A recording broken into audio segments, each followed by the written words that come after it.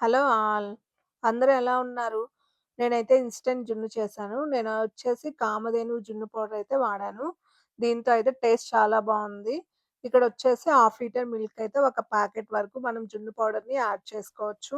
జున్ను పౌడర్‌ని మిల్క్‌లో మిక్స్ చేసుకోవాలి. చాలా సేపయితే కలుపుకోవాలి. ఉండలు లేకుండా మంచిగా నేను వీడియోలో చూపించినట్టుగా మంచిగా పాలలో కలిసేటట్టయితే చాలా సేపు మిక్స్ చేసుకోవాలి. తర్వాత మన స్వీట్‌కి తగ్గట్టయితే బెల్లాన్నయితే యాడ్ చేసుకోవాలి. లేకపోతే షుగర్‌నైనా యాడ్ చేసుకోవచ్చు.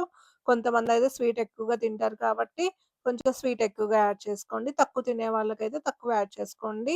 మాకైతే స్వీట్ కొంచెం ఎక్కువ కావాలి గాబట్టి 4-5 క్యూబ్స్ వరకైతే చిన్న చిన్న ముక్కలుగా కట్ చేసుకొని, మళ్ళీ పాలల్లో మంచిగా మిక్స్ చేసుకోవాలి బాగా కలిసేటట్టు.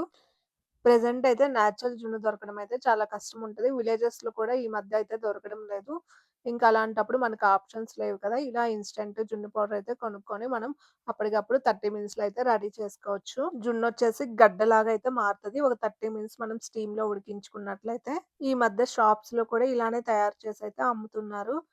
నేనిక్కడ స్వీట్ కోసం అయితే షుగర్‌ని కూడా యాడ్ చేశాను. ఒక 2 టీ స్పూన్స్ వరకైతే.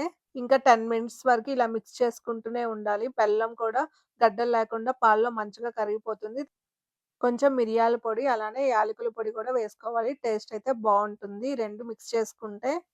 ఇంకోసారి వీటన్నిటిని మిక్స్ చేసుకోవాలి. నేను ముందుగానే ఇక్కడ వాటర్ అయితే బాయిల్ చేసుకుంటున్నాను. ఒక 5-10 మినిట్స్ పెడితే స్టీమ్ అయితే ఫార్మ్ అయితది. వాటర్‌లో బబుల్స్ వచ్చి. తర్వాత నేను ఇంకా ఆ గిన్నెని తీసుకెళ్ళి ఇందులో అయితే పెట్టుకున్నాను. తర్వాత లిడ్ పెట్టయితే స్టీమ్ బయటికెళ్ళకుండా క్లోజ్ చేసుకోవాలి. ఇలా 30 మినిట్స్ మీడియం హీట్‌లో ఉడికించుకున్నాక జున్నయితే గడ్డలాగా ఫార్మ్ అవుతది. ఇలా వస్తే ఉడికినట్లు.